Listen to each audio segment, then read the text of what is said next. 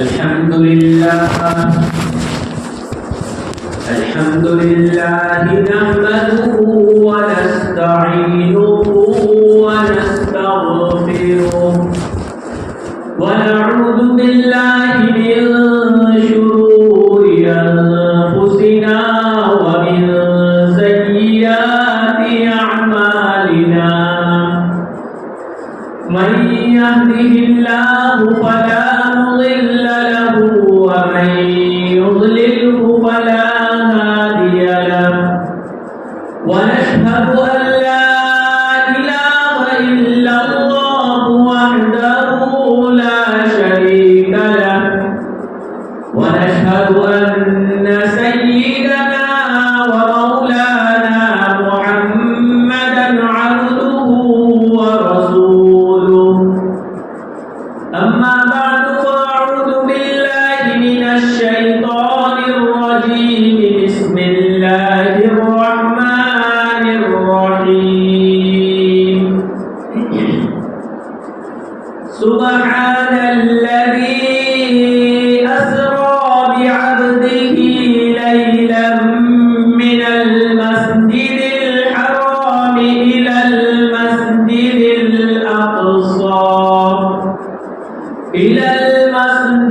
الأقصى الذي باركنا حوله وقال عليه الصلاة والسلام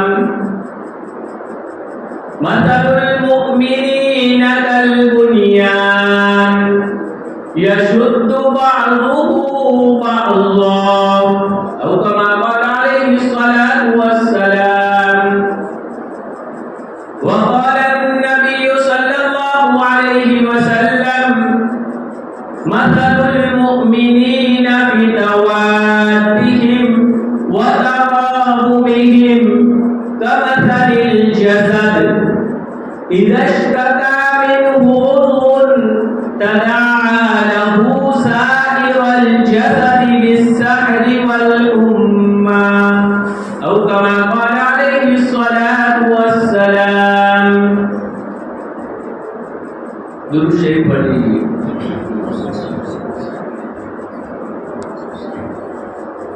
معزز بزرگوں، عزیز ساتھیوں، اللہ رب العالمین ہی کے فضل اور کرم سے ہم سب یہاں جمع ہوئے ہیں، ورنہ ایک طرف ہمارے مسلمان بھائیوں کی حالت کو اگر ہم دیکھتے ہیں غزہ کے اندر، تو وہاں پر نہ ان کو کھانے کی فرصت ہے نہ پینے کی فرصت ہے، بلکہ ہر وقت اپنے دشمنوں کے سامنے بالکل جذب رہے ہیں.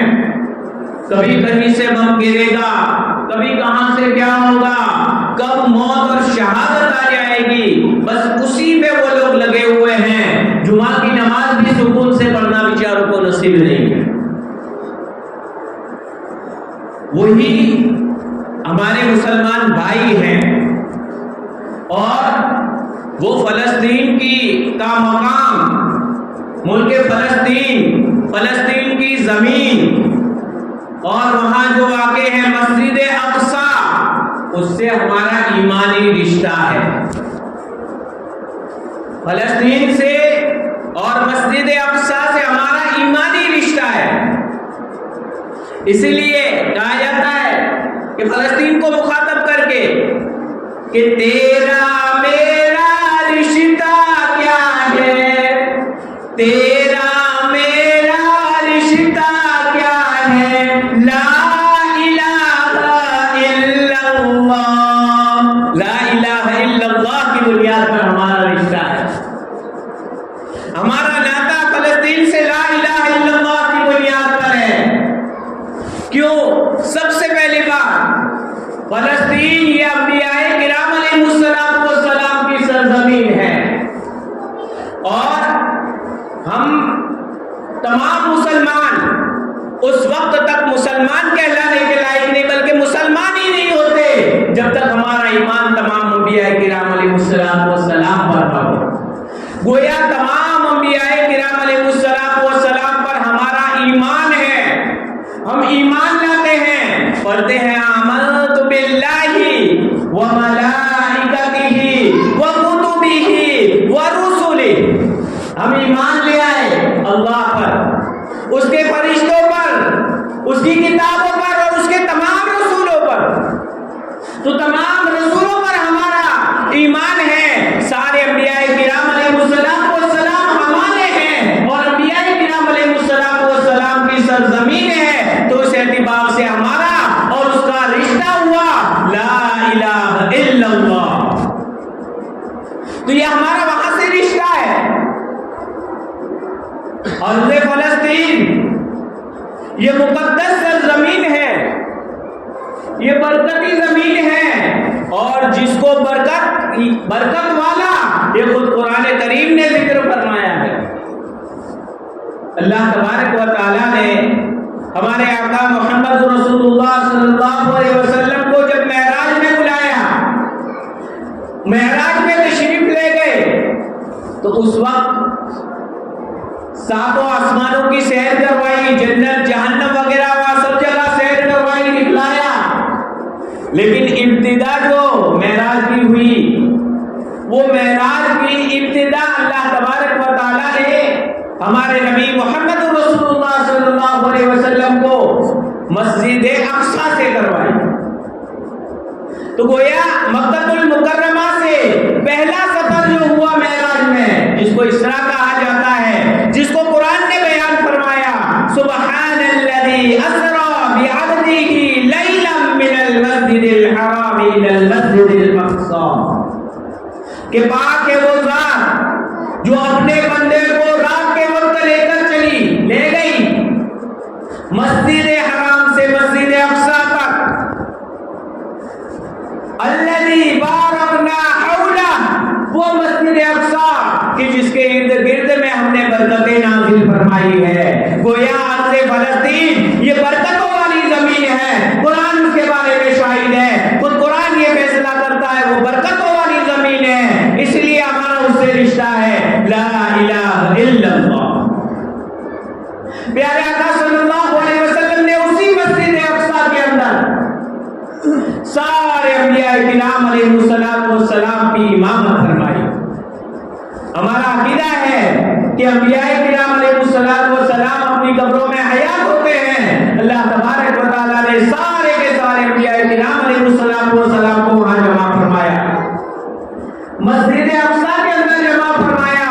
حضور اکرم صلی اللہ علیہ وسلم نے تمام انبیاء کی امامت فرمائی۔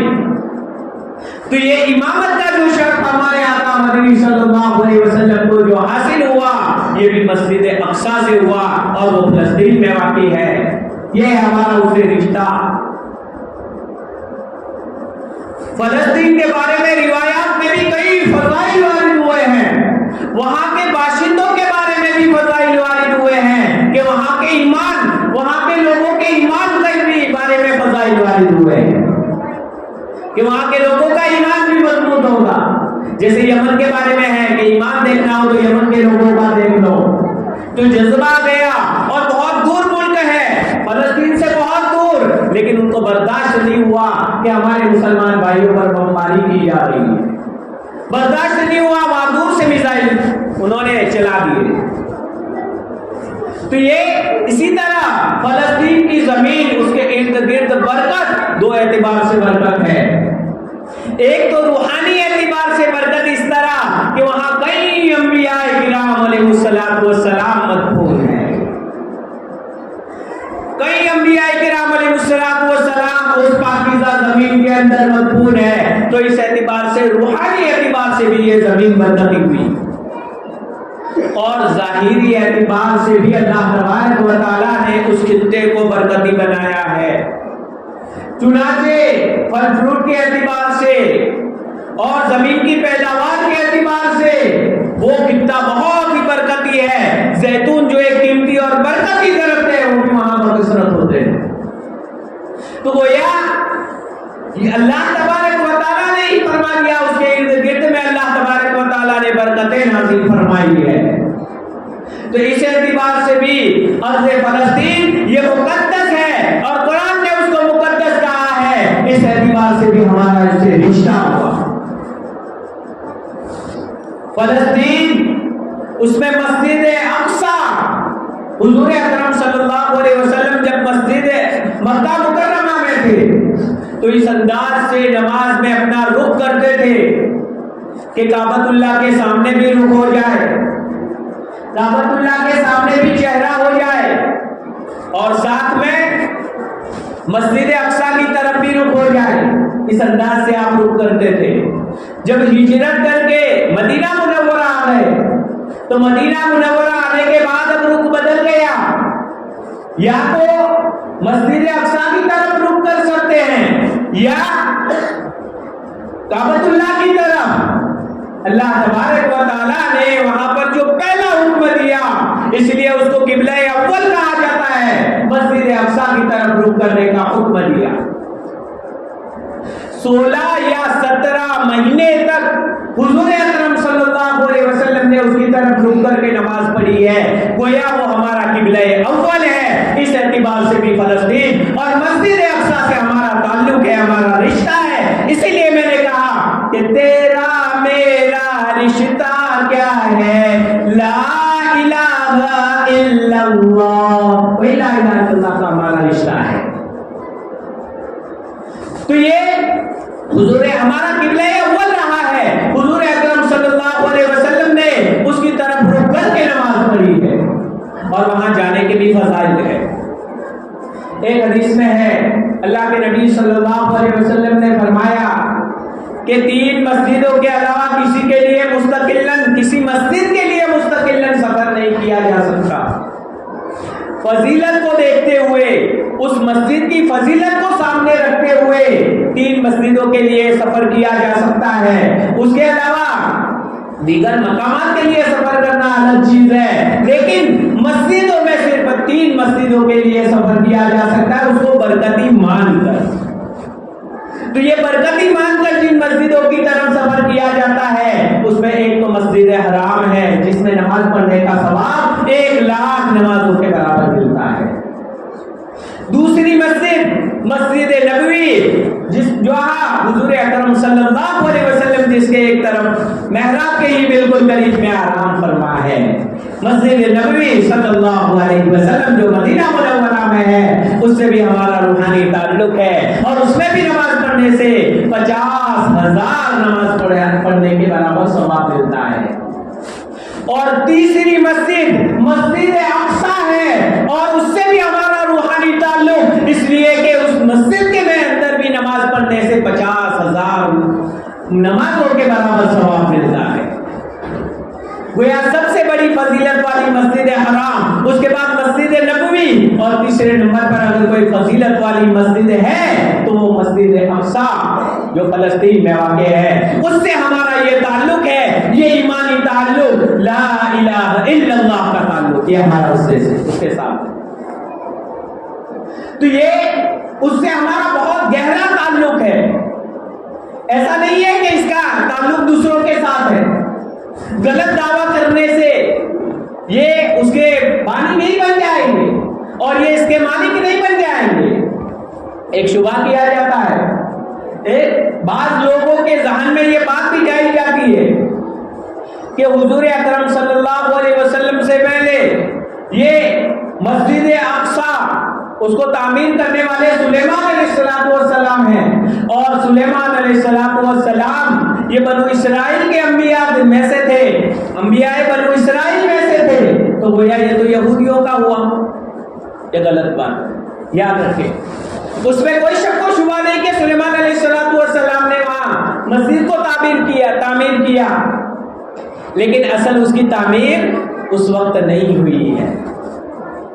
اللہ کے نبی صلی اللہ علیہ وسلم نے فرمایا، اللہ کے نبی صلی اللہ علیہ وسلم سے پوچھا گیا کہ دنیا میں سب سے پہلی مسجد کون سی ہے؟ حضور اکرم صلی اللہ علیہ وسلم نے فرمایا مسجد الحرام، یعنی جہاں کعبۃ اللہ ہے وہ سب سے پہلی مسجد، اور کہا کہ دوسرے نمبر پر تعمیر ہونے والی مسجد کون سی ہے؟ تو کہا مسجد اقصی۔ پوچھا گیا دونوں کے درمیان میں کتنا فاصلہ ہے؟ تو کہا کہ 40 سال، یعنی کعبۃ اللہ کے 40 سال کے بعد پھر قبلہ ثانی یعنی مسجد اقصی کو حضرت آدم علیہ السلام نے تعمیر فرمایا۔ اصل اس کو بنانے والے مسجد حرام کو بھی یعنی کعبۃ اللہ قبلہ اول کو بھی قبلہ ثانی کو بھی جو مکہ المکرمہ میں ہے اس کو بھی بنانے والے یہ خود حضرت آدم علیہ السلام اور اس کے 40 سال کے بعد انہوں نے ہی یہ مسجد اقصی کو تعمیر فرمایا، وہاں قبلہ ثانی کو بھی تعمیر، قبلہ اول کو بھی تعمیر فرمایا۔ تو گویا اس دونوں کے تعمیر کرنے والے حضرت آدم علیہ نبینا علیہ السلام ہیں جو ابو البشر ہے، جو ہمارے ہیں۔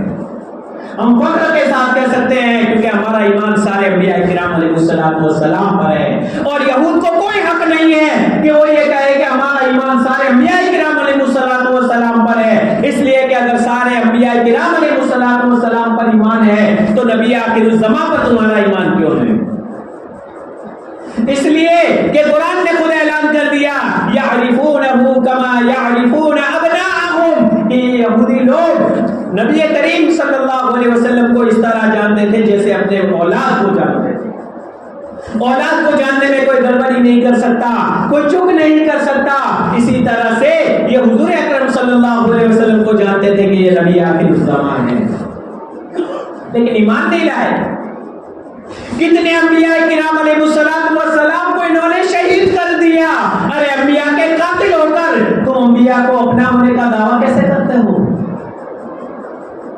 فلسطین کے اندر، فلسطین کی جو مقدس زمین ہے اس زمین کے اندر سب سے پہلے جو رہنے والے باشندے وہ کنعانی تھے اور وہ عرب تھے، تو گویا سب سے پہلے حقدار اس کے وہ بھی عرب لوگ ہیں، عرب لوگوں کی زمین ہے۔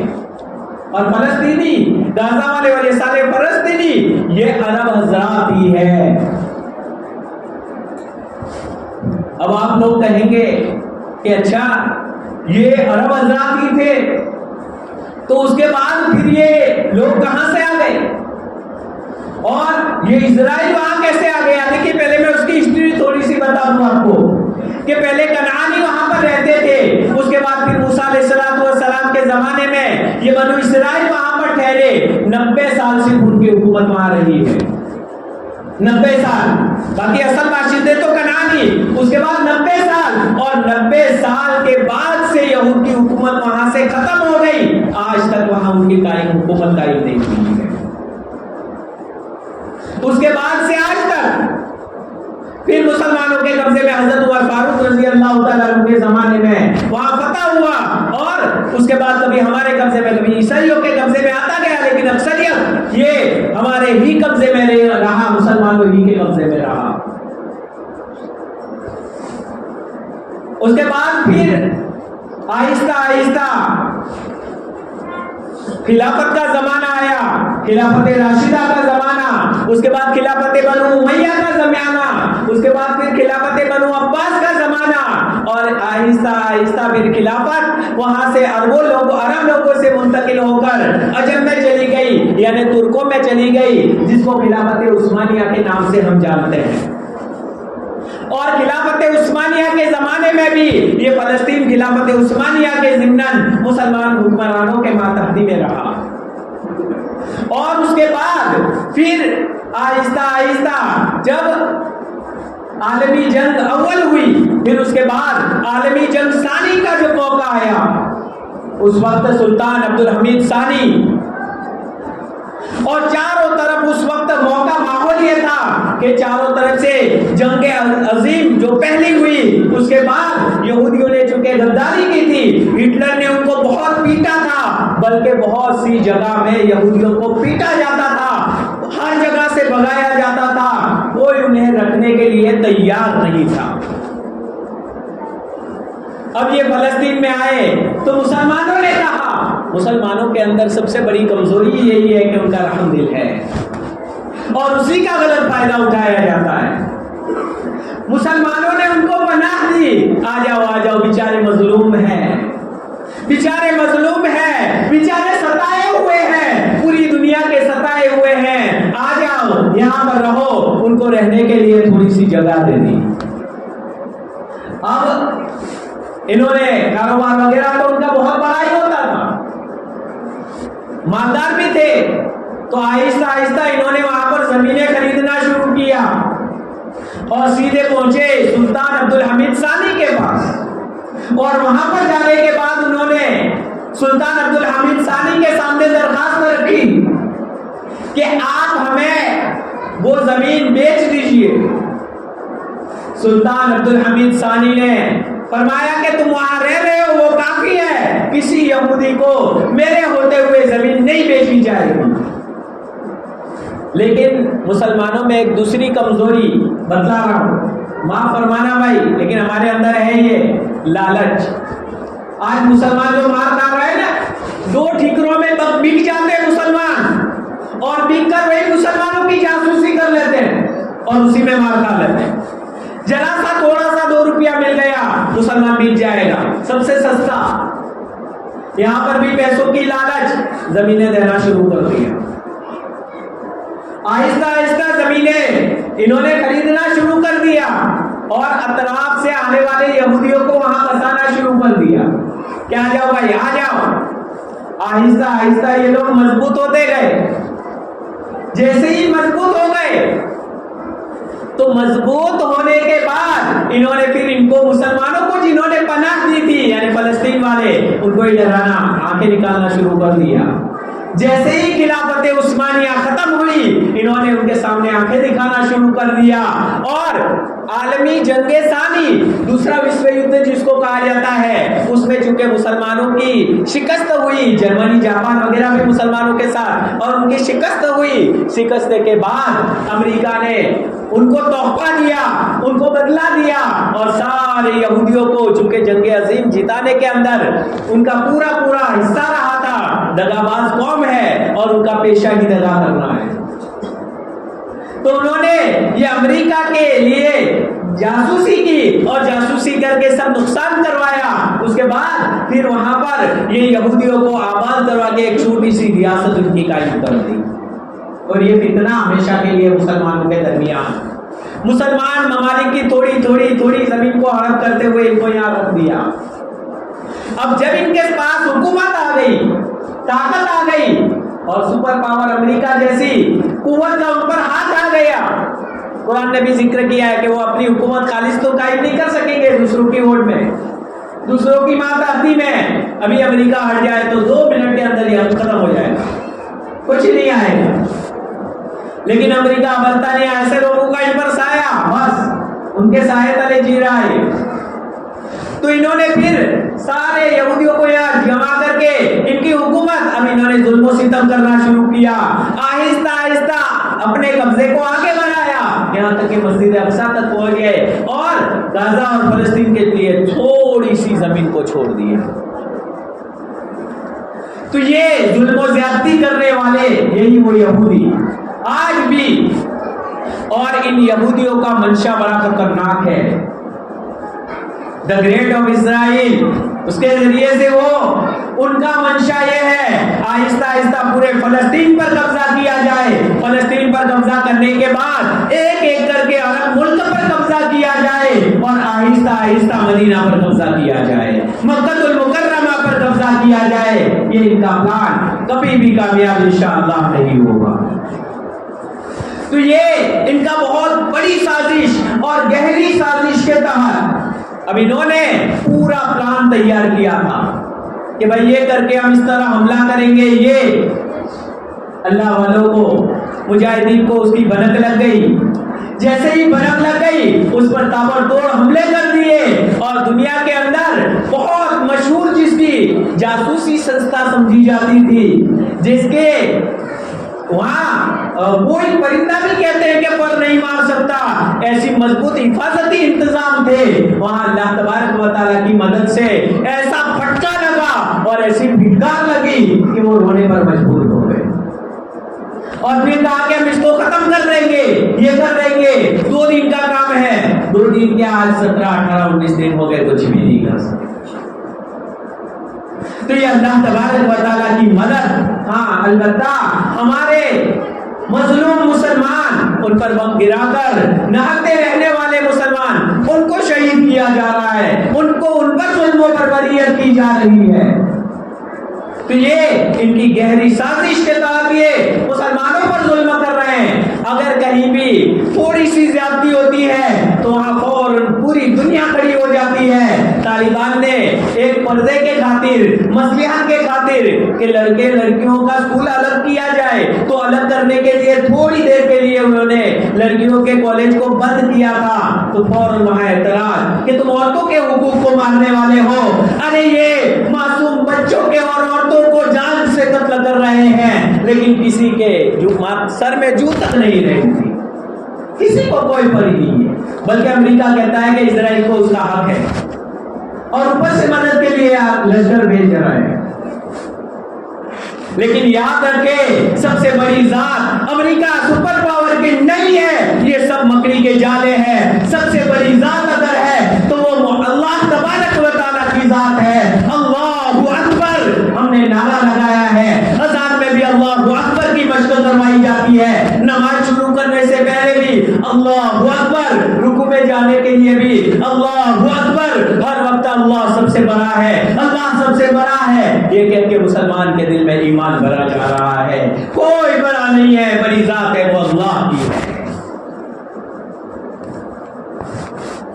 ہے۔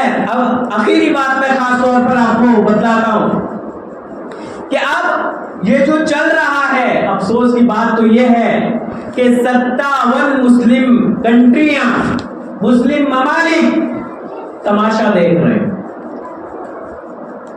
ترکی بھی جو کہہ رہا تھا ارطغرل ڈرامہ نے یہ لے کر کے ہم جہاد والے ہیں، ابھی تک جہاد کے لیے کوئی ہمت نہیں دکھائی کسی نے۔ یہاں مسلمان غاجر منی کی طرح کاٹے جا رہے ہیں، 4000 کے قریب بچوں کو ختم کر دیا گیا، شہید کر دیا گیا، کسی کو کوئی اثر ابھی تک نہیں ہو رہا ہے۔ سب بولنے والے بولتے بند کرو، یہ کرو وہ کرو، لیکن کسی کی ہمت نہیں چلتی ہے۔ اب ہمیں خاص طور پر ظاہری بات ہے اللہ کے نبی صلی اللہ علیہ وسلم کے ارشادات کو بھول گئے ہیں۔ اللہ کے نبی صلی اللہ علیہ وسلم نے کیا فرمایا؟ اللہ کے نبی صلی اللہ علیہ وسلم نے فرمایا المسلم اخو المسلم، مسلمان مسلمان کا بھائی ہوتا ہے۔ اور ایک حدیث کے اندر ہے مثل المؤمنین، مومنین کی مثال کالبنیان، ایک عمارت کی طرح ہے، یشد بعضہ بعضا، جو ایک دوسرے کو مضبوط کرتا ہے۔ عمارت ہوتی ہے، اندر سے ایک اینٹ نکل جائے تو دوسری کا بھی نکلنا آسان، اور دوسری اور تیسری نکل جائے تو پھر عمارت کا گرنا آسان ہوتا ہے کہ نہیں؟ تو جیسے ایک اینٹ دوسرے اینٹ کو مضبوط کرتی ہے، اسی طرح ایک مسلمان دوسرے مسلمان کو مضبوط کرتا ہے۔ اس لیے کہہ رہا ہوں لا الہ الا اللہ کی بنیاد پر ایک ہو جاؤ، اتفاق پیدا کرو آپس میں، آپسی دشمنیوں کو بھول جاؤ، آپسی دشمنیوں کو دفن کر دو، اور اللہ کے لیے اپنے آپسی دشمنی ہوئی ہو اس دشمن کو بھی لا الہ الا اللہ کی بنیاد پر گلے لگانا۔ اسی لیے میں کہہ رہا ہوں آپ کا میرا رشتہ کیا ہے، آپ کا میرا رشتہ کیا ہے، لا الہ الا اللہ۔ آپ کا اور ہمارا بھی رشتہ لا الہ الا اللہ کا ہے، مسلمانوں کا آپس کا رشتہ بھی لا الہ الا اللہ کا ہے۔ ایک روایت میں اللہ کے نبی صلی اللہ علیہ وسلم فرماتے ہیں کہ مسلمان آپس میں بھائی بھائی اس طرح رہتے ہیں، مسلمانوں کی مثال آپس میں ایک دوسرے پر رحم کرنے میں، ایک دوسرے پر شفقت کرنے میں، ایک دوسرے سے محبت رکھنے میں ایسی ہے جیسے کہ ایک جسم، ہمارا ایک جسم ہے نا، یہ مثال دی پیارے آقا صلی اللہ علیہ وسلم نے۔ پورے جسم میں ایک جگہ تکلیف ہو جاتی ہے، انگلی کٹ گئی، آنکھیں آنسو آ رہی ہے، منہ سے چیخیں نکل رہی ہے، پورا پاؤں بھی ڈاکٹر کی طرف یا علاج کی طرف بھاگ رہے ہیں، پورا جسم اس کی طرف متوجہ ہو جاتا ہے۔ کیوں؟ ہمارا جسم ہے، ہوتا ہے کہ نہیں ہوتا؟ بخار آ جائے پورا جسم اسی کی طرف متوجہ۔ اللہ کے نبی صلی اللہ علیہ وسلم نے فرمایا مسلمانوں کی مثال یہی ہے، ایک جسم کی طرح ہے، کہیں بھی ایک مسلمان کو اگر تکلیف پہنچتی ہے تو پورا جسم اس کی طرف ہو جاتا ہے، اسی طرح پورے مسلمان اس کی طرف ہو جاتے ہیں۔ تو ہمیں بھی دلوں میں، اپنے دلوں کے اندر فلسطین والوں کی محبت ہونی چاہیے اور اس پر غم ہونا چاہیے۔ اب آپ کہو گے ہم کس طرح ان کی مدد کر سکتے ہیں؟ ہمارے بھائی ہے، بالکل کرنی چاہیے ہمیں مدد۔ دو طریقے سے ہم ان کی مدد کر سکتے ہیں، دو طریقے سے ہم اپنے بھائیوں کی مدد کر سکتے ہیں۔ نمبر 1، دعا میں یاد رکھے، فجر میں قنوت نازلہ پڑھے اور دشمنوں کے لیے دعا کرے، اور دعائیں پڑھے، 2 رکعت پڑھے ان کے لیے، اور 2 رکعتیں پڑھ کر مستقلاً ان کے لیے دعاؤں کا اہتمام کرے، اور اس طرح سے ان کی ہم مدد کر سکتے ہیں۔ فلسطین والوں، اے اللہ آپ مجاہدین کی مدد فرمائیے، اے اللہ اہل غزہ اور اہل فلسطین کی حفاظت فرمائیے۔ اللہ تعالیٰ سے رو رو کر گر گرا کر اپنے بھائیوں کے لیے مانگ سکتے کہ نہیں مانگ سکتے؟ بھائی ارے بھائی بتائیے، مانگ سکتے ہیں کہ نہیں مانگ سکتے؟ وہ ہمارے رشتہ دار ہے کہ نہیں؟ ارے بتائیے نا بھائی، وہ ہمارے رشتہ دار ہے کہ نہیں؟ نہیں، ابھی تک پتا نہیں۔ میں نے بتلایا تو صحیح، ہمارا رشتہ کیا ہے؟ تیرا میرا رشتہ کیا ہے؟ کیا ہے بتائیے؟ لا الہ الا اللہ، یہ ہمارا اور ان کا رشتہ ہے۔ تو مانگیں گے نا بھائی، 2 رکعت پڑھیں گے انشاءاللہ۔ ہاں، تو پہلا کام تو یہ کرنا ہے، 2 رکعت پڑھ کے اللہ تبارک و تعالیٰ سے ہمیں دعا کرنا ہے، اے اللہ پاک ان کی مدد فرمائیے اور دشمنوں کو نیست و نابود فرمائیے، دشمنوں پر آپ عذاب نازل فرما دیجیے، دشمنوں کے لیے بد دعا اور ہمارے اہل فلسطین کے لیے دعا۔ یہ پہلا۔ دوسرا جھٹکا ہمیں یہ دینا ہے کہ فلسطین وغیرہ کی جو یہ اسرائیل وغیرہ جو فلسطین پر ظلم و ستم کر رہا ہے، اس کی جو کمپنیاں ہیں ان ساری کمپنیوں کا بائیکاٹ کرے۔ ہمارے گھر میں صابو آتا ہے لکس، وہ اسرائیلی ہے، کینسل، آج سے لکس صابن کو استعمال نہیں کریں گے۔ اب تو پورا لسٹ بھی چھپ کر آ گیا ہے۔ میں نے مولی بلال کو بھی بھیجا ہے وہ فوٹو، تو ان کے ذریعے واٹس ایپ کے ذریعے سے بھی پہنچا سکتے ہیں۔ دیکھ لے بھائی، ہمارے گھر میں کوئی بھی چیز ہم استعمال کی لاتے ہیں، ان میں سے تو نہیں ہے، اگر ان میں سے ہو تو نہیں، دوسری کمپنی کے لیں گے۔ ارے ہمارے ملک کو فائدہ اٹھائیں گے، حب الوطن من الایمان، ہم اپنے ملک سے ہی محبت کرتے ہیں، ہمارے ملک کی جو بنی ہوئی چیزیں وہ استعمال کریں گے۔ کیا ضرورت ہے ہمیں وہاں اور ان کو فائدہ پہنچانے کی؟ ہم ان کمپنیوں کو فائدہ پہنچائیں گے، وہ کمپنیاں کی وجہ سے اسرائیل آگے بڑھے گا، اسی کے ذریعے ہتھیار خریدے گا، اور ہتھیار خریدنے کے بعد انہیں نہتے فلسطینیوں پر بم برسائے جائیں گے، وہ ذمہ دار ہم ہیں۔ اس لیے جائز نہیں ہے، یاد رکھے یہ فتویٰ ہے، جائز نہیں ہے اسرائیل کی چیزوں کو خریدنا اور ان کو استعمال کرنا ان کے یہ ظلم کی وجہ سے۔ تو دوسرا ہمیں فلسطینیوں کی مدد اس طور پر کرنا ہے کہ اسرائیلی مصنوعات، اسرائیل کی بناوٹ، ان تمام چیزوں کا ہمیں بائیکاٹ کرنا ہے۔ کریں گے نا انشاءاللہ؟ میں آپ اٹھا کر بتلائیں، انشاءاللہ بائیکاٹ کریں گے۔